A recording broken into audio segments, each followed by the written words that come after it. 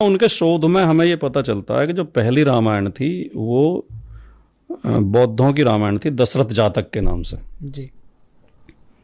और उसमें कहानी ये आती है कि वाराणसी का एक राजा था जिसका नाम दशरथ था, जी। अयोध्या का नहीं, हाँ। वाराणसी का। जी।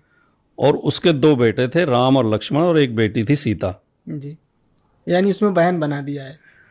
और उसकी कहानी केवल इतनी है कि उस उनकी रानी ने उनकी जो मुख्य रानी थी उसकी मृत्यु हो गई, तो उन्होंने दूसरी रानी को पटरानी बना दिया। जी। तो उसने राजा से कहा कि मेरे बेटे को गद्दी मिलनी चाहिए आपके बाद। जी। तो दशरथ के दिमाग में आया कि ये गद्दी के लिए मेरे बेटे राम को मरवा भी सकती है। जी। तो उन्होंने ज्योतिषियों को बुलाया और पूछा कि मेरी आयु कितनी शेष है। उन्होंने कहा आपकी आयु 12 वर्ष शेष है। जी।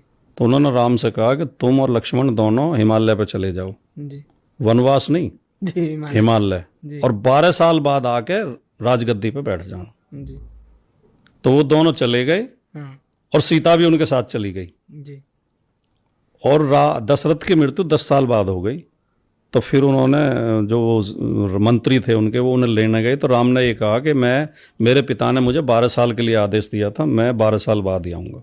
जी। और वो 12 साल बाद आए और राजा बन गए और वहाँ रहने लगे। जी। यहीं तक कहानी है उसमें ना रावण है ना हनुमान है।